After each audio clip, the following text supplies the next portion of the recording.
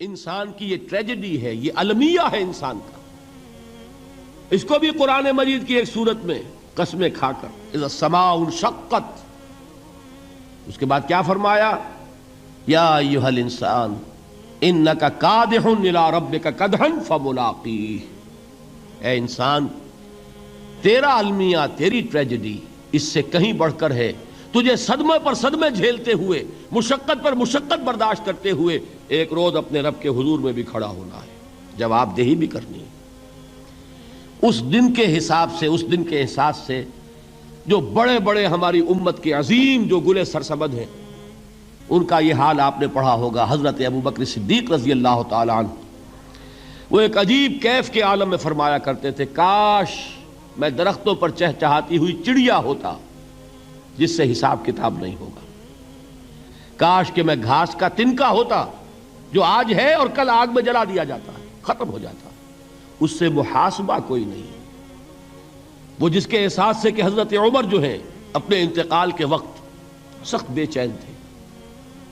ان کے بیٹے حضرت عبداللہ ابن عمر رضی اللہ تعالی عنہما نے ان کا سر جو ہے وہ اپنے زانوں پر رکھ لیا تو کہا نیچے ڈال دو.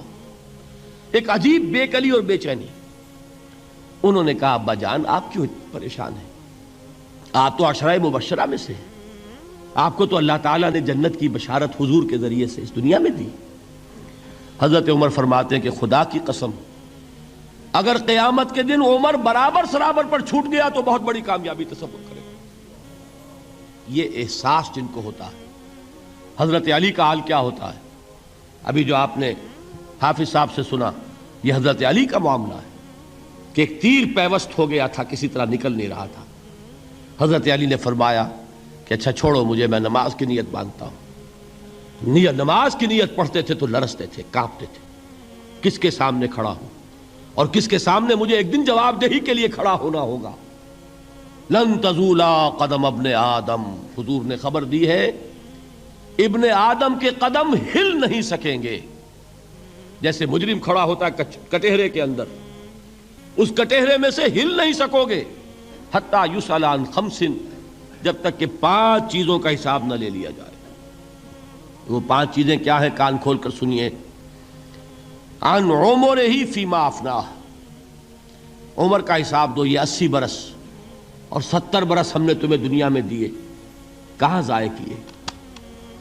وعن شبابہ فیما ابلاہ، اور خاص طور پر جوانی کا دور، امنگوں کے دن، ولولے ہوتے ہیں، قوت ہوتی ہے، توانائی ہوتی ہے، آدمی چلتے ہوئے زمین پر پاؤں مارتا ہے، قوت جو ہے وہ اپنا اظہار چاہتی ہے. یہ جوانی کہاں گلائی؟ حساب دو، ایک ایک لمحے کا حساب دو. وَعَن مَالِهِ مِنْ أَيْنَ اكْتَسَبَهُ وَفِيمَا أَنْفَقَهُ، ایک ایک پائی کا حساب دو. مال کا کہاں سے کمایا تھا، حلال سے کہ حرام سے، اور کہاں خرچ کیا تھا، گل چھروں میں، عیاشیوں میں، یا نیکی کے کاموں میں، ادائے حقوق میں، اللہ کے دین کے لیے. 4 سوال ہو گئے. 2 زندگی کے بارے میں، ایک زندگی پوری بحیثیت مجموعی کہاں کس کام میں لگائی، اور خاص طور پر شباب کا دور کہاں لگایا. 2 سوال مال کے بارے میں، کمایا کہاں سے، حلال سے کہ حرام سے، جائز سے کہ ناجائز سے، خرچ کہاں کیا.